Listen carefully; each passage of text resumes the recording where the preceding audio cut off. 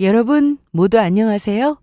저는 서울에 살고 있는 30대 후반의 여성으로 최근에 제 삶에 잊을 수 없는 엄청난 일을 경험하게 되었습니다.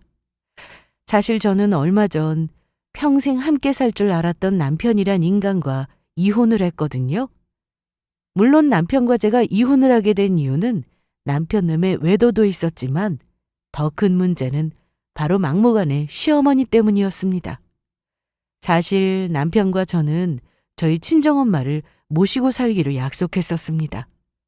친정엄마가 살고 있던 집을 팔아서 저희 부부가 넓은 집으로 이사 갈 수 있게 도와주셨거든요. 그런데 막상 집을 사고 친정엄마랑 같이 살 시기가 되자 남편 놈이 시어머니를 꼬드겨서 모시고 왔던 거예요. 게다가 시어머니는 저희 친정엄마가 지내기로 한 안방을 떡하니 차지하고서는 나올 생각을 안 하셨죠. 그때 어찌나 황당하고 열이 받던지 남편이며 시어머니에 대한 분노가 이만저만이 아니었습니다. 그래서 저는 시어머니와 남편을 향한 피해 복수를 시작했습니다. 남편과 저는 30대 초반에 만나 결혼을 했습니다. 서로 좋아서 한 결혼이라 특별하게 조건 같은 걸 보지도 않았고요. 남편과 저는 둘 다 아버지가 일찍 돌아가시고 어머니만 남은 상태였는데 저희 엄마는 젊은 시절 아빠를 먼저 보내시고 사업을 하시던 사업가셨습니다. 그런데 저희 남편도 사업을 하며 작은 회사를 운영하고 있었는데 그래서 그런지 저희 엄마와 잘 맞고 엄마가 남편에게 사업을 하면서 해줄 수 있는 조언을 많이 해주셨어요. 그래서 남편과 저희 엄마는 사이도 무척이나 좋았고요. 그런데 문제라면 저와 시어머니에게 있었습니다. 시어머니께서 성격이 유별나셔서 꼬장꼬장한 분이셨거든요. 게다가 혹독한 시집살이를 저에게 심하게 시키려고 했습니다. 남편과 결혼 후 시어머니는 갑자기 저에게 아침 저녁으로 안부 전화를 하라고 시키는가 하면 일주일에 한 번은 남편과 함께 시댁에 와서 밥을 먹어야 한다는 것이었어요. 그게 말이 쉽지.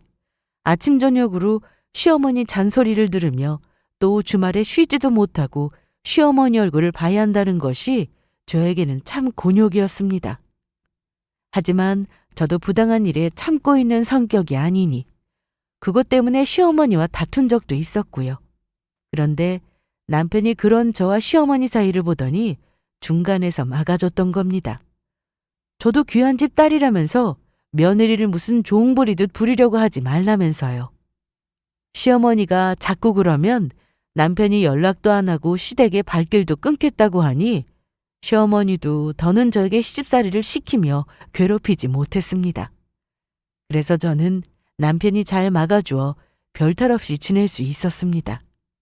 그게 참 남편에게 고마웠고요. 하지만 남편과 결혼 후 초창기에는 남편 뒷바라지를 하느라 고생이 이만저만이 아니었어요. 사업이란 게 수입이 일정치도 않고 위험 부담이 큰 일이니 남편이 잘 되길 바라면서도 저는 늘 근심이 앞섰습니다. 그렇지만 저는 남편이 분명히 잘 될 거란 믿음으로 늘 응원을 해주었고 그런 저를 보며 남편도 항상 고마워했습니다. 그렇게 남편과 힘을 합치며 열심히 사니 남편 사업도 점점 자리를 잡게 되었고 남편과 제 사이에 낳은 예쁜 딸아이도 예쁘게 잘 커주었습니다. 고생스러운 삶이었지만 그 보람이 헛되지 않는다고 생각했어요. 게다가 남편도 이제 슬슬 자리를 잡게 되니 자연스레 경제적 여유도 찾아오면서 조금 숨통이 트이게 되었고요. 그런데 남편은 어느 정도 먹고 살게 되니 집에 대한 욕심이 생겼던 것 같습니다. 어느 날 남편이 퇴근을 하고 오더니 슬며시 저에게 말하더군요. 여보, 내 친구 중에 나랑 고등학교 때 친구였던 한기라고 알고 있지? 글쎄 그 녀석이 나한테 30평짜리 집으로 이사 갔다고 엄청 자랑을 하더라고. 그러면서 나보고 본인은 직장 다니면서 30평짜리 아파트로 이사가 사는데 왜 나는 사업하면서 20평짜리 아파트에 사느냐고 무시하는 거야. 그런 좁은 집에서 어떻게 사느냐고. 물론 요새 내 사업도 잘 되고 나도 만족하고 사는데 친구놈이 그 이야기하는데 부러워서 혼났어. 한계 씨가 그런 일로 당신을 약올렸단 말이야? 조금 속상하긴 했겠다. 그래도 우리 가족 지금까지 행복하게 잘 살고 있으니까 지 크기는 상관없는 거 아니야? 그리고 당신 그 이야기는 갑자기 왜 하는 거야? 사실 이런 거 남자들끼리는 은근히 기싸움 되는 거라고. 서로 자존심이 걸린 문제야. 여보, 그래서 하는 말인데 물론 한계 일도 있지만 그동안 우리가 장모님한테 신세를 많이 졌잖아. 또 장모님이 몸이 안 좋으시기도 하고. 그래서 말인데 우리가 장모님 모시고 사는 거로 해서 장모님 집이랑 우리 집을 합치면 어때? 장모님도 좋아하실 것 같은데 말이야. 엄마랑 같이 합가를 하자고? 그러면 나야 좋지만 당신이 불편하지 않겠어? 불편하기는 어차피 사위도 자식이고 장모님 집 팔아서 우리 집이랑 합치면 넓은 집으로 이사 가는데 불편하긴 뭐가 불편하겠어? 당신도 장모님이 곁에 있으면 마음적으로 의지도 되고 편할 거고 말이야. 사실 당신한테 말은 안 했지만 장모님 혼자 계신데 매번 신경 쓰였거든. 그래서 원래부터 장모님이랑 같이 사는 거 고민하고 있었어. 그러니까 여보, 우리 장모님 모시고 같이 살자. 여보, 그렇게까지 신경 써줘서 정말 고마워. 그런데 그러면 어머님이 기분 나빠하시지 않겠어? 어머님도 지금 혼자 사시는데 우리 엄마 모시고 산다고 하면 섭섭해 하실 거 아니야. 그리고 당신도 알다시피 어머님이 보통 성격도 아니고 말이야. 여보, 그런 걱정하지 마. 우리 엄마야 내 한마디면 꼼짝 못하는 거 알고 있지? 그건 내가 알아서 처리할게. 그리고 우리 엄마 엄청 건강한 거 당신도 알고 있잖아. 엄마는 몸 편찮아지시면 그때 우리가 모셔올지 어떻게 할지 정하면 되는 거고. 그러니까 당신은 나만 믿으면 된다고. 그때는 저희 친정엄마를 모시자는 남편의 말에 얼마나 고마웠는지 모릅니다. 하지만 남편이 괜찮다고 했지만 시어머니 일이 마음에 걸리지 않았던 것은 아니었어요. 물론 저희 엄마 집을 팔아서 합가를 하는 거지만 괜스레 미안한 마음이 드는 것도 사실이었고요. 시어머니 성격이 보통이 아니니 조금 걱정이 되기도 하였습니다. 본인 마음에 들지 않으면 어디로 튈지 모르는 분이셨거든요. 그리고 역시 보통 성격이 아닌 시어머니는 남편에게 저희 친정엄마와 합가 소식에 저에게 전화를 해서는 막무가내로 따지기 시작했죠. 너 이게 어떻게 된 거야? 뭐 이런 경우가 다 있어? 우리 아들이 그러는데 너희 사부인이랑 합가해서 살기로 했는데 정말이냐? 네, 어머니. 남편이 저희 엄마가 요즘 몸이 편찮으시다고 하니 걱정된다고 해서요. 그래서 먼저 이야기를 꺼내서 그러기로 했어요. 나는 너희 친정엄마랑 합가해서 사는 거 반대다. 나이가 들어서 아프면 알아서 요양병원에 가면 되는 거지. 자식들한테 피해 끼치는 것보다 더 꼴 보기 싫은 게 어디 있는지 아니? 그리고 네 어머니 요즘 몸도 아프신데 같이 모시고 살면 우리 아들까지 고생시키는 거 아니니? 난 아프면 자식들 피해 안 주고 바로 요양원 갈 생각이다. 그러니까 네 엄마도 돌봐줄 사람이 없어서 그런 거면 요양원에 가라고 해라. 내 말 무슨 뜻인지 알겠냐? 어머니, 말씀이 너무 지나치시네요. 자식들한테 피해 끼치는 게 꼴 보기 싫다뇨. 솔직히 부모가 아프면 자식이 돌보는 건 당연한 거 아닌가요? 그리고 나이 들면 원래 한두 군데 아픈 거 생기는 거 당연한 거고요. 요양원에 가든 안 가든 그건 다음 문제라고요. 그리고 제가 왜 저희 엄마 모시자고 한 것도 아니고 남편이 저희 엄마랑 같이 살고 싶어서 그런 건데 왜 저한테 그러세요? 정 따지고 싶으신 거면 저 말고 남편한테 말씀하세요. 그러면 저는 어머니한테 아쉬운 소리 듣는 것도 싫고 저희 친정엄마랑 합가해서 사는 거 없던 일로 할게요. 당연히 그래야지. 나는 우리 아들 고생만 안 시키면 되니까 우리 아들이 뭐가 부족해서 네 엄마 눈치를 보며 살아야 하는데 너희 친정엄마랑 합가 안 한다는 그 말이나 꼭 지키도록 해라. 그래서 저는 남편에게 이야기할 수밖에 없었습니다. 시어머니가 반대하니 저희 친정엄마랑 합가는 없던 일로 하자고요.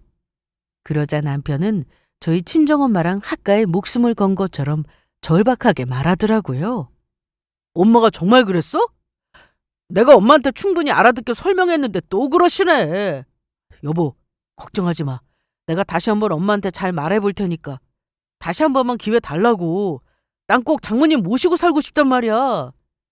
그러다고 어머니 또 나한테 화내시면 어떻게 하려고? 솔직히 엄마도 우리랑 살면 덜 적적하시고 좋을 것 같아서 나도 결심한 건데 어머니가 부모가 나이가 들어서 자식들한테 피해 끼치는 게 꼴 보기 싫다는데 어쩌겠어? 그냥 우리 엄마는 내가 지금처럼 오가면서 오빠랑 돌보면 되니까 그냥 이대로 있자. 아니! 난 그렇게 못해! 이미 한기 녀석한테도 그놈보다도 더 넓은 집으로 이사 갈 거라고 큰 소리를 떵떵 쳐놨는데 내가 이제 와서 어떻게 또 이사를 안 간다고 그러냐고! 그리고 어차피 우리가 장모님이랑 사는 거지 엄마가 장모님이랑 사는 것도 아니잖아? 이건 우리 엄마가 관여할 문제가 아니라고 봐. 내가 엄마한테 다시는 그렇게 못하도록 이야기해 놓을 테니까 당신은 장모님이랑 의논해서 좋은 집으로 잘 알아보고 있어. 알겠지? 그러면 이번엔 진짜 마지막이야? 당신 어머니한테서 또 그런 말 들으면 우리 엄마랑 합가는 취소라고. 내 말 알겠지? 이 사람이 속고만 살았나? 알겠어. 이번에는 진짜 내가 엄마한테 잘 말해놓을 테니까 나만 믿으라고. 남편은 약속대로 시어머니는 설득한 것인지 시어머니께서 저희 친정엄마와의 합가에 대해서 더는 말씀하시는 일이 없었습니다. 그래서 저도 엄마랑 이곳저곳을 알아보며 이사갈 집을 알아보았고요. 그러다가 40평대 마음에 드는 집을 발견하게 되었고 그 집으로 이사를 가기로 결정했습니다. 집도 남향이고 햇빛도 잘 드는 데다 가장 중요한 건 저희 엄마가 이사갈 집을 몹시 마음에 들어 하셨으니까요. 그리고 집을 사는데 대부분 엄마 집을 판 돈이랑 엄마 돈으로 구입하게 되었어요. 그래서 제가 엄마에게 미안해하니 오빠는 이미 엄마 사업체를 물려받아서 준 거라고 했지만 저는 결혼하면서 별로 해준 게 없다는 이야기 하셨죠. 그래서 엄마가 본인 집을 팔고 돈을 보태서 아파트를 사주는 것이니 미안해할 필요 없다면서요. 그래야 오빠랑 저랑 공평하다고 말씀하셨죠.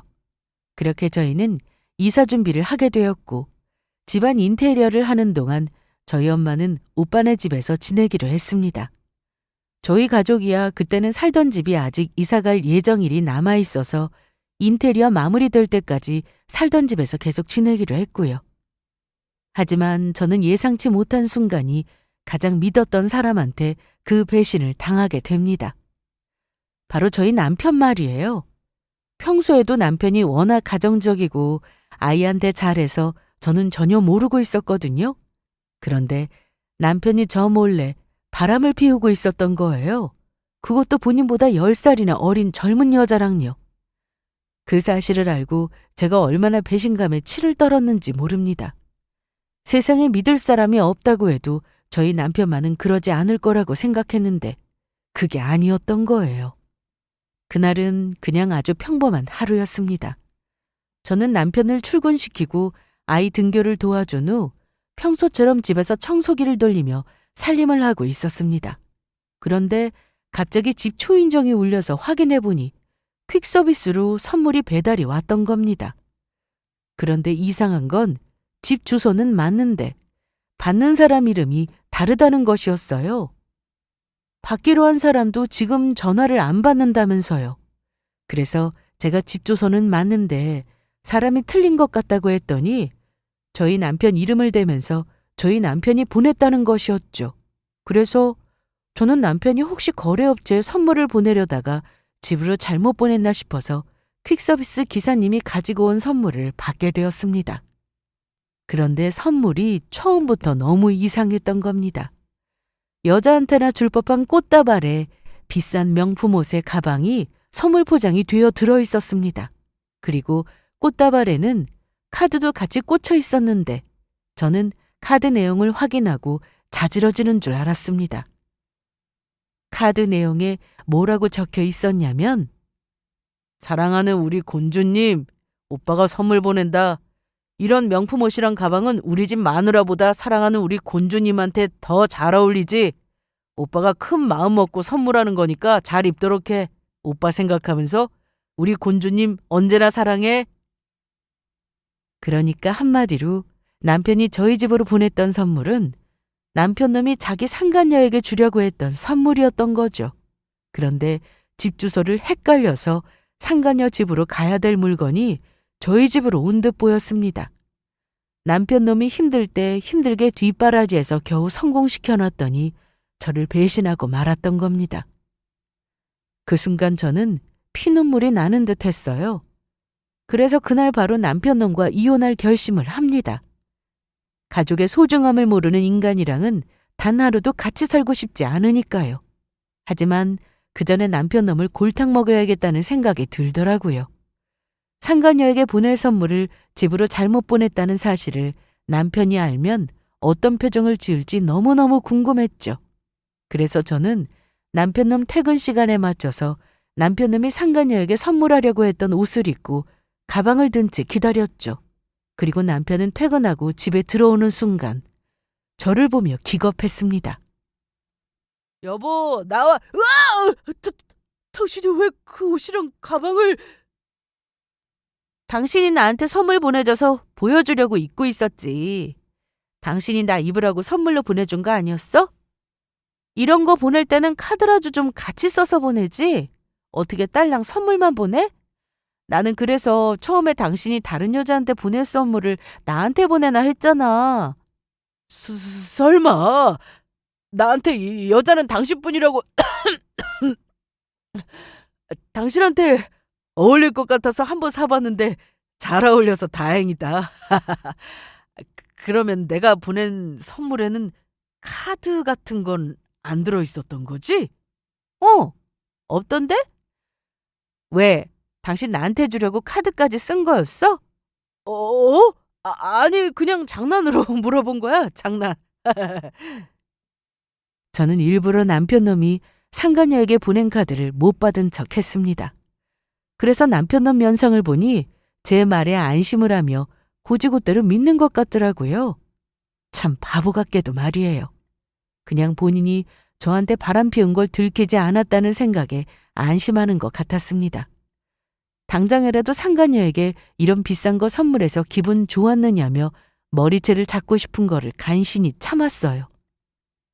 저는 일단 남편 놈과 이혼을 하기 전 남편 놈의 바람 피우는 증거를 잡기 위해 남편 놈이 바람 피우는 사실을 모르는 척 해야 했으니까요. 그리고 바로 다음 날 탐정사무소에 의뢰해서 남편 놈의 바람 피운 증거들을 하나둘씩 모으기 시작했습니다.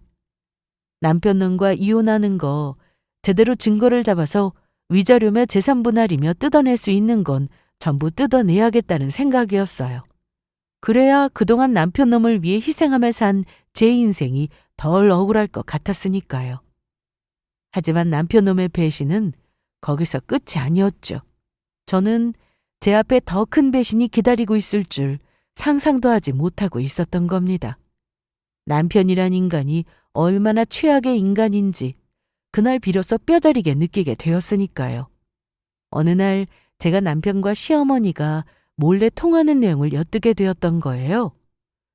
제가 장을 보고 집에 왔을 때인데 안방에서 누군가와 통하는 남편의 목소리가 들렸죠. 그리고 그 내용에 남편 놈이 계획한 악독한 음모가 드러나며 제가 알게 된 것이고요. 엄마, 우리 집 40평짜리로 이사 가면 엄마한테 안방 줄 테니까 와서 살아. 내가 그랬지? 집사람한테 합가해서 살자는 것도 장모님 집 팔게 해서 엄마 모시고 와서 살려고 그러는 거라고. 그러니까 당연히 좋은 집으로 이사 가는데 우리 엄마를 내가 모시고 살면서 안방에서 살게 해줘야지. 어차피 내 아파트인데 다른 사람 눈치를 안 봐도 돼.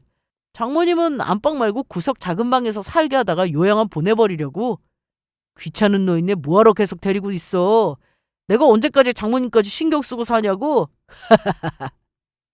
남편은 이미 제가 알던 그 다정하고 저희 가족만 알았던 사람이 아니었습니다.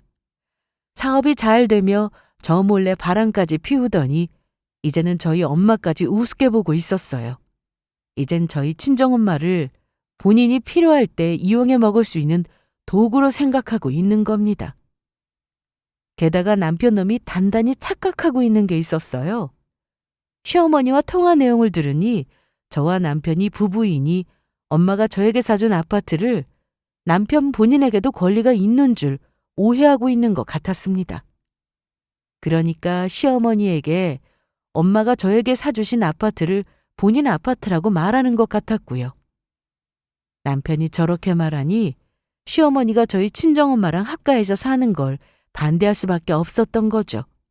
남편 말만 들으면 시어머니 생각에 40평짜리 아파트로 이사 가는 게 꼭 남편 돈으로 가는 것처럼 생각하게 만들었으니까요. 그래서 그때 저는 마음을 고쳐먹게 됩니다. 사실 그냥 남편 놈이 바람 피운 증거만 잡으면 바로 이혼하려고 했는데 남편이며 시어머니며 그냥 이대로 두면 안 될 것 같더라고요. 더군다나 시어머니는 언제는 저보고 부모가 자식이랑 같이 살게 되면 고생시킨다면서 그것보다 더 꼴보기 싫은 게 없다고 하더니 정작 본인은 저희 엄마가 사줘서 이사한 집에 들어와 살 생각을 하고 있었으니까요. 아주 뻔뻔하게 말이에요. 그래서 저는 두 사람에게 그동안 당한 걸 복수하며 혼내줄 방법을 떠올리게 되었습니다. 이대로 그냥 끝내면 제가 억울해서 안 되겠더라고요. 그래서 생각해낸 방법은 아주 간단했어요. 시어머니가 남편 말대로 저희 집에 들어와 살려고 한다면 분명히 지금 살고 있던 집을 정리해야 할 때고 시어머니가 살던 집도 팔게 되어 있었습니다. 그래서 모든 걸 정리하고 저희 집에 왔다가 쫓겨나게 되면 시어머니가 오도 가도 못하는 신세가 되는 것이었죠. 그래서 저는 그때를 노리려고 했던 거예요. 저희 집도 새 집으로 이사 가고 남편도 시어머니도 갈 곳이 없어진 상황에서 저는 남편과 시어머니에게 지금의 현실을 알려주며 이혼을 통보 후 저희 집에서 내쫓으려고 했습니다. 그리고 남편에게는 아주 치명적인 약점이 있었습니다. 사실 남편이 힘들 때 저희 엄마가 사업자금을 빌려주셨거든요. 그래서 남편놈과 이혼하면서 그 사업 자금도 회수할 생각이었습니다. 그렇게 되면 막 잘 나가기 시작한 남편놈의 회사도 더는 버티기 힘들어 곤란해질 것이 뻔했습니다. 그래서 두 사람 다 제대로 곤란하게 만들며 폭삭 망하게 만들 계획이었죠. 그런데 세상도 저를 돕는 것인지 시어머니에 대한 아주 특종 소식을 듣게 됩니다. 남편의 외숙모 되시는 분께서 저한테 갑자기 연락을 하셨던 거예요. 그리고 들려준 이야기에 저는 박장대소할 뻔했어요. 시어머니가 남편과 대궐 같은 집에 살게 되었다면서 살던 집을 내놓았다는데 글쎄 집을 판 돈으로 남편 몰래 이상한 업체에 사업 투자를 하려는 것 같다는 이야기였죠. 투자만 해서 잘 되면 한탕 크게 할 수 있는데 남편이 알면 위험하다고 막을 것 같다며 몰래 집을 판 전 재산을 올인하겠다고 했다는 것이었죠. 제가 듣기에도 딱 사기꾼 같은데 막무가내인 시어머니만 그 사기꾼 말을 믿고 투자를 할 생각인 것 같았습니다. 그래서 저는 그 사실을 알고도 남편에게 말하지 않고 모르는 척 가만히 있었습니다. 시어머니 같은 사람은 한번 크게 당해서 고생을 해봐야 정신을 차릴 테니까요. 제가 그동안 시어머니한테 당한 것도 있고 이번에는 시어머니가 혼이 날 차례였죠. 거기다가 시어머니가 사기를 당한 상태에서 저희 집에 들어와서 살려고 했는데 쫓겨난다면 정말로 남편과 함께 거리에 나앉게 되는 것이었으니까요. 생각지도 못한 계기로 저는 시어머니에게 엄청 대단한 복수를 하게 생긴 것입니다. 그렇게 집안 인테리어 공사가 끝나면서 마침내 40평짜리 아파트로 이사를 가게 되는 순간이 찾아왔습니다. 그러자 딸아이도 엄청 좋아하더라고요. 저희 딸은 저희 엄마는 여의도에 살고 있어서 여의도 할머니, 시어머니는 신길동에 살고 있어서 신길동 할머니라고 부르고 있었습니다. 그런데 저희 딸아이 이사하자마자 찾은 사람이 바로 저희 엄마였죠. 우와, 엄마, 우리 앞으로 여기서 사는 거야? 너무 좋다. 우리 딸 집이 마음에 드는 거야? 우리 여기서 여의도 할머니랑 같이 사는 거지. 할머니가 빨리 오시면 좋겠다. 그래. 엄마가 집 정리 끝나면 할머니 부를 테니까 아무 걱정하지 마. 엄마, 그런데 신길동 할머니는 우리 집에 오지 않지? 맞지? 왜? 신길동 할머니 싫어? 어, 신길동 할머니는 나만 보면 화내서 싫어. 너무 무서워. 신길동 할머니 앞으로도 쭉 안 보고 살았으면 좋겠다. 워낙 시어머니가 저희 딸을 봐도 여자아이라면 잔소리를 하며 애를 잡으려고 하니 저희 아이도 시어머니를 좋아하지 않았습니다. 그와 반대로 저희 친정엄마는 귀한 손녀라며 예뻐해 주시니 아이가 당연히 반응이 다르게 나올 수밖에 없었던 거죠. 그래서 친정엄마와 살게 되었다고 했을 때도 저희 딸아이가 무척 기뻐했던 거고요. 그렇게 이사 당일 이사한 아파트에 도착해 짐을 풀고 있는데 역시나 환영받지 못할 인물이 저희 집에 나타났습니다. 시어머니가 기어이 멋대로 저희 집에 살기 위해 찾아왔던 거죠. 그래서 저는 알면서도 일부러 놀란 척하며 시어머니에게 물었어요. 어머니가 저희 집에 무슨 일이세요? 유거사 무슨 일이긴. 이 집에 살러 왔다. 내 아들 집에 내가 살러 오는 건 당연한 거지. 내 집은 여기 안방에 옮기면 되는 거냐? 시어머니는 그렇게 말하며 제 의견도 묻지 않고 이삿짐 센터를 시켜 본인 짐들을 안방으로 옮기기 시작했습니다. 그래서 저도 시어머니가 저희 집에 와서 살기로 한 사실을 모르는 척 시치미를 떼고 이야기했어요. 어차피 끝나는 마당에 할 말은 해야 했으니까요. 어머니, 지금 이게 갑자기 뭐 하는 짓이에요? 안방은 저희 엄마가 들어와 살기로 했던 방이라고요. 그리고 갑자기 이렇게 찾아와서는 어머니가 살겠다고 하면 어떻게 하느냐고요. 갑자기라니? 나도 권리가 있으니까 이러는 거 아니냐? 솔직히 우리 아들이 산 집인데 내가 왜 못 들어와 사니? 나 이미 여기 들어와 살려고 살던 집도 정리했고 갈 곳도 없다. 이미 내가 이 집에 들어와 살기로 우리 영진이랑도 이야기 끝냈어. 그리고 우리 아들이 나보고 안방 쓰라고 했다. 먼저 온 사람이 우선이지. 싫음 이혼하든가. 거리에 다니면서 물어봐라. 우리 아들이 산 집에 네 친정엄마가 와서 사는 게 말이 되는지. 내가 이러는 게 싫으면 진짜로 네가 이 집을 나가든가. 어차피 우리 아들 잘 나가서 너 아니어도 올여자 세상에 널렸으니까. 우리 아들 정도면 다들 좋다고 할 거다.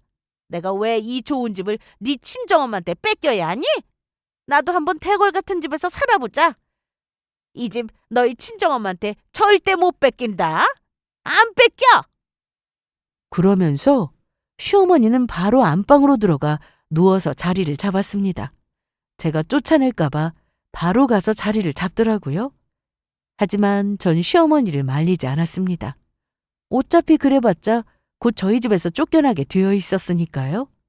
저는 그때 이미 저희 시어머니에게 주려고 아주 큰 선물을 준비했거든요. 그래서 남편놈에게 이혼을 선언하며 끝낼 때 시어머니께 그 선물도 같이 전해드리기로 마음먹었죠. 그리고 저는 기대도 안 하고 있었지만 마지막으로 남편놈의 마음을 떠보려고 퇴근한 남편을 향해 시어머니에 대해 물었습니다. 어떻게 저랑 한마디 상의 없이 시어머니에게 안방을 쓰게 하며 저희 집에 들어와 살라고 했는지요. 저희 친정엄마는 생각도 안 하는지 따지게 된 것이죠. 당신이 먼저 우리 엄마 모시고 살고 싶다고 합가하자고 그러지 않았어? 그래놓고 지금 갑자기 어머니한테 우리 집에 들어와 살라면서 안방을 내어주면 어떻게 하자는 거야? 원래 그 방은 우리 엄마가 쓰기로 하지 않았냐고. 진짜 이 여자가 별것도 아닌 거 가지고 그러네. 당신은 당신 엄마만 생각하지? 솔직히 당신은 나 키우느라 고생한 우리 엄마는 전혀 생각 안 하는 거냐고. 어차피 집에 방이 부족한 것도 아니고 장모님은 들어와서 아무 방 쓰게 하면 되는 거 아니야? 내가 지금까지 살면서 우리 엄마한테 별로 해준 게 없어서 그래서 들어와서 같이 살자고 했다. 나도 이제 사업도 잘 되고 잘 나가겠다. 우리 엄마한테 효도 좀 하면서 살고 싶다는데 그게 그렇게 잘못된 거냐? 누가 그게 잘못됐대? 당신 엄마한테 효도하고 싶으면 해. 그런데 이 집 우리 엄마가 집 팔아서 사주신 거 아니야? 그러면 당연히 우리 엄마가 안방 쓸 권리가 있는 거지. 왜 그걸 어머니가 쓰는 건데? 이거야말로 불공평한 거 아니냐고. 몰라. 나는 우리 엄마 모시고 살게 할 거고 안방도 우리 엄마가 쓰게 할 거니까 그게 정 싫으면 당신이 장모님 데리고 밖에 나가서 살든지 말든지 알아서 해. 당신 지금 말 다 했어? 지금 한 말 후회 안 하지? 하! 후회를 하긴 내가 왜 하냐? 당신이나 자꾸 그렇게 버르장머리 없이 나와봐. 나 당신이랑 이혼하는 수가 있어. 나 그냥 하는 말 아니니까 명심해라. 마침내 남편 놈은 그동안 숨겨왔던 본색을 제 앞에서 드러냈습니다. 남편이 바람을 피워서 딴 여자에게 미쳤으니 저와 저희 엄마한테까지 함부로 하기 시작했던 거예요. 게다가 저희 엄마를 이젠 본인이 이용할 도구로 생각하고 있는 게 확실해 보였습니다. 드디어 제가 기다리던 남편 놈과 시어머니를 향한 복수를 시작할 때가 온 것이죠. 하지만 남편이며 시어머니는 앞으로 자신의 앞날이 어떻게 될지도 모르고 며칠을 아주 신이 나서 지냈습니다. 더욱이 시어머니는 본인이 집주인이라도 되는 것처럼 제 앞에서 유세까지 떨었으니까요. 아직도 지금 이사한 집이 저희 엄마가 사준 제 집이라는 사실을 모른 채 시어머니는 당신 아들 덕분에 제가 이런 좋은 집에서 호강하며 사는 거라며 본인에게 잘해야 한다고 떠들었습니다. 그리고 저는 며칠 후 남편 놈과의 이혼 준비를 모두 끝내게 되었고 주말을 이용해 시어머니와 남편에게 할 말이 있다면서 거실로 모이게 했습니다. 물론 만약의 사태를 대비해서 저희 아이는 오빠네 집에 맡겨놓았고요. 시어머니는 제가 할 말이 있다고 부르자 아주 귀찮은 표정을 하셨습니다. 그건 남편도 마찬가지였고요. 이런 아침 대바람부터 무슨 할 말이 있다고 우리를 부른 거냐? 귀찮으니까 얼른 이야기하고 끝내라. 나는 피곤하니 다시 내 방에 가서 자련다. 그래 여보. 할 이야기가 있으면 나중에 해도 되는 걸. 이른 아침부터 사람을 왜 깨우고 있어? 당신은 당신 남편이 집에 돈 벌어다 주느라 고생하는 것도 안 보이는 거야? 다들 바쁜 것 같으니까 그러면 저도 간단하게 이야기할게요. 어머니 그만 저희 집에서 방 빼시죠? 어머니가 쓰고 계신 그 방 저희 엄마가 쓰실 방이었거든요. 그러니까 이 아줌마야, 당장 우리 집에서 나가! 너 지금 뭐라고 그랬냐? 네 시모한테 아줌마라고 한 거냐? 어쭈, 이게 못하는 소리가 없네. 내 아들이 산 아들 집에서 살겠다는데 네가 뭔데 이러쿵저러쿵 하는 거냐? 나는 절대 이 집에서 나갈 생각 없다. 평생 살 생각이니까 너도 그렇게 알아라. 그리고 방 뺄 사람은 아직 들어오지도 않은 네 친정엄마겠지. 염치도 없이 감히 우리 아들이 산 집에서 빌부터 살 생각이나 하고 제발 생각 좀 하고 살라고 해라. 그리고 채원이 너 내가 뭐라고 그랬냐? 자꾸 이러면 우리 아들이랑 이혼시킬 수밖에 없다고 했지? 지금 내 말을 개떡으로 알아들은 거냐? 이혼? 아줌마, 내 소원인데 잘 됐네. 그래 좋아. 그 이혼 당장 하자. 그리고 그 전에 어머니한테 전해주고 싶었던 선물이 있으니까 이거나 보고 말씀하시죠. 저는 그렇게 말하며 제가 오랜 시간 준비해왔던 아주 큰 선물을 시어머니에게 선물해드렸죠. 시어머니는 제 선물을 받더니 시어머니는 뒷목을 잡으셨습니다. 아이고 머리야. 너 지금 이게 뭐냐? 지금 이딴 걸 나한테 선물이라고 준 거냐고? 네, 어머니. 지금 집도 없으시고 저희 집에서 쫓겨나면 당장 살 곳도 막막할 텐데. 그래서 제가 일부러 친절하게 어머니가 살 곳 알아봐 드린 거예요. 서울 근교에 있는 요양원 팸플릿들인데 다 시설도 좋고 괜찮은 곳이니 잘 한번 살펴보세요. 당신 지금 이게 무슨 짓이야? 갑자기 우리 엄마 보고 요양원으로 가라니 미쳤어? 당신 정말 나한테 이혼당하고 싶어서 그래? 자꾸 이러면 재미없어. 재미 같은 소리하고 앉아있네. 너 내가 조금 전에 한 소리 못 들었냐? 그 이혼하자니까.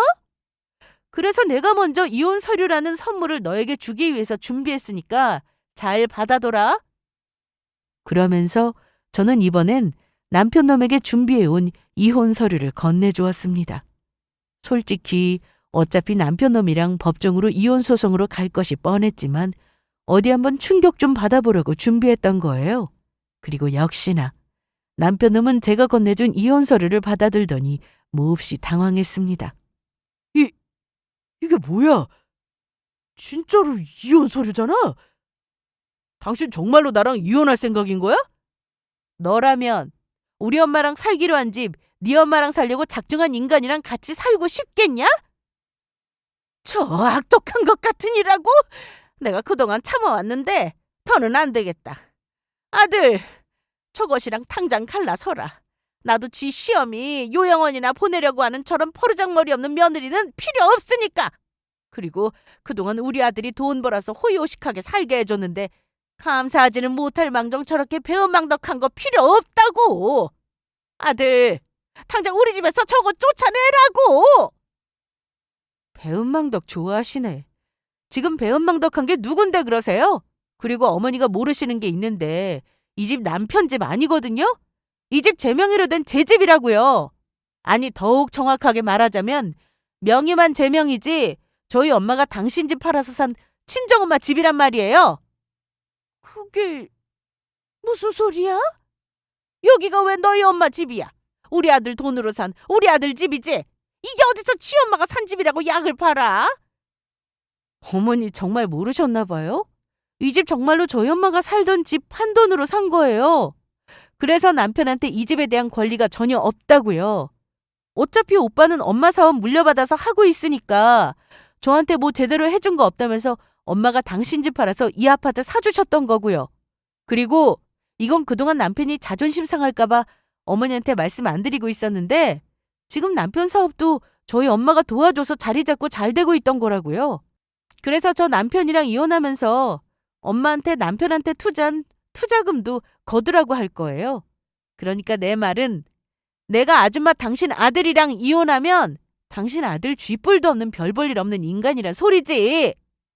그러니까 나는 남편이랑 이혼하고 이 아파트에서 우리 엄마랑 행복하게 잘 살 생각이니까 아줌마는 아줌마 아들이랑 길거리에 나앉듯 요양원에 가시든 마음대로 해. 아들, 이게 도대체 무슨 소리야?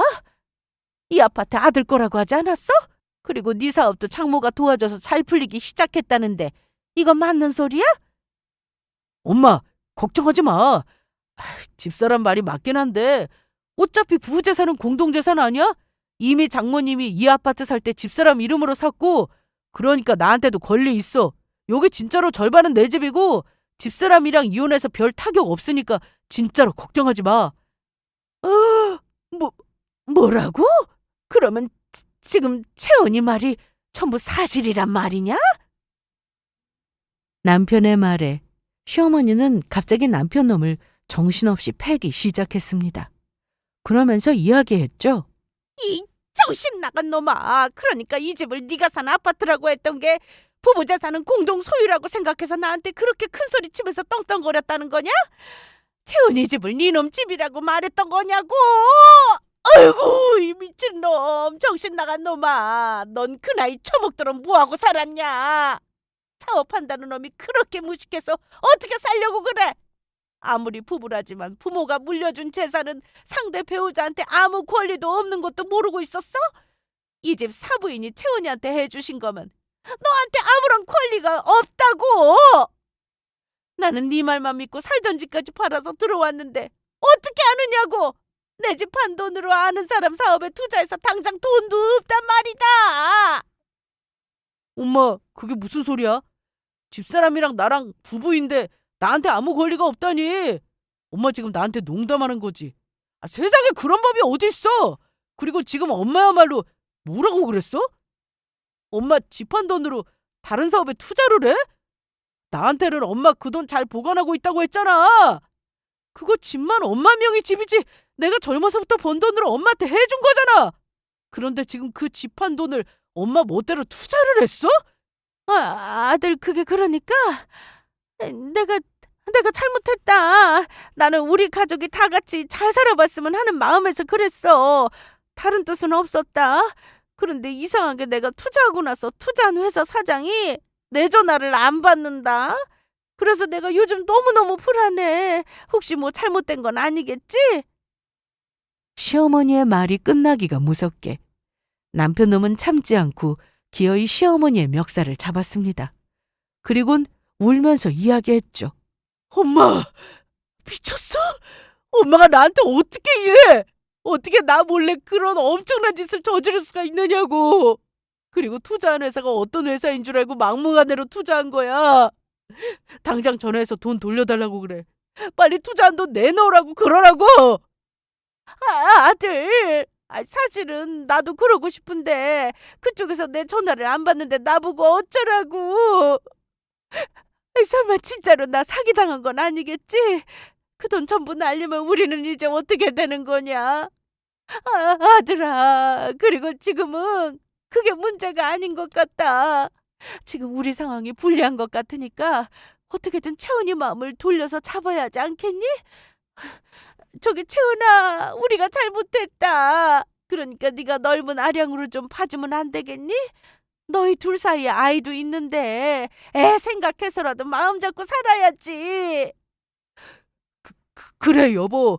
요즘 내가 당신한테 소홀했던 것 같은데 내가 회사 일로 바쁘다 보니까 너무 스트레스 받아서 그랬어. 우리 이혼하지 말고 그냥 계속 살자. 내가 얼마나 당신 사랑하는데.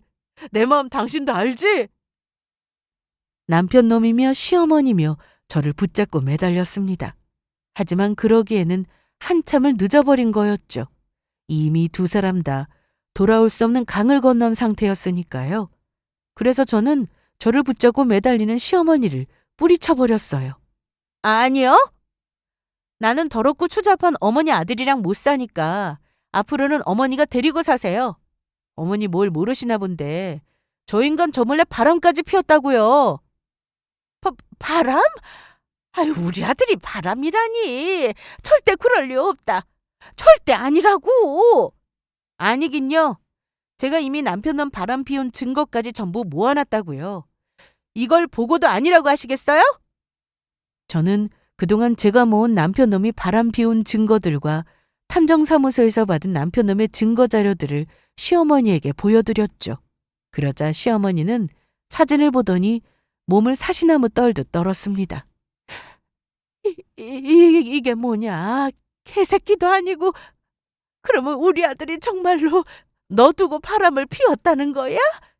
네. 저 인간이 그동안 지 뒷바라지 하면서 고생한 저 배신하고 바람 피우고 있었더라고요. 어머니 참 대단한 아들 두셨어요. 이번에는 시어머니가 저희 남편 멱살을 잡았습니다. 그리곤 또다시 남편 놈을 마구 때리며 말했어요. 아유, 이 정신 나간 놈아. 네 놈이 기어이 일을 벌이는구나. 너 때문에 너랑 나 전부 망하게 생겼어. 바람이라니, 이 미친놈아. 여보.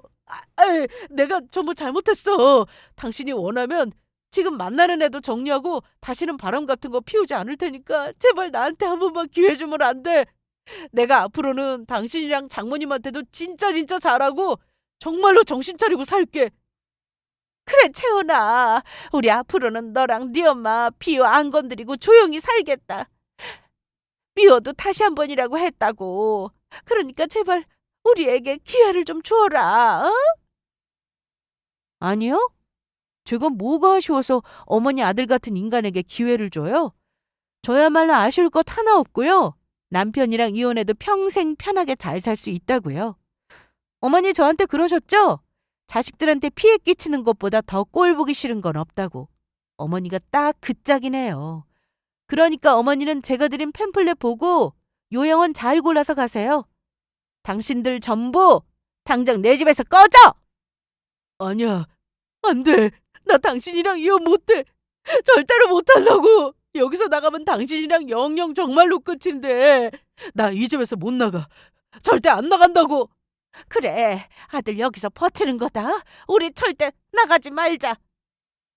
니들 당장 그만두지 못하겠어? 하지만 시어머니와 남편의 발악도 거기까지였습니다. 시어머니랑 남편 놈을 쫓아내는 날 저희 친정엄마가 집으로 들어오기로 하셨거든요. 그래서 저희 집 현관 비밀번호를 알고 있던 친정엄마는 초인종을 누르지 않고 집 안으로 들어오셨죠. 그리고 엄마는 혼자가 아니었습니다. 바로 저희 친정오빠와 친구분들이랑 함께였어요. 제가 혹시 모를 상황에 대비해서 오빠에게 친구분들이랑 같이 좀 와달라고 부탁했거든요. 남편과 시어머니는 저희 친정엄마랑 같이 온 사람들을 보고 깜짝 놀랐어요. 장모님. 사부인 오셨어요? 이 상정도 못할 쌍것들. 그동안의 은혜를 원수로 갚는 것도 아니고 감히 내 딸을 못살게 괴롭혔어? 정서방, 너 우리 딸이랑 이혼당하고 아주 혼 좀 나봐.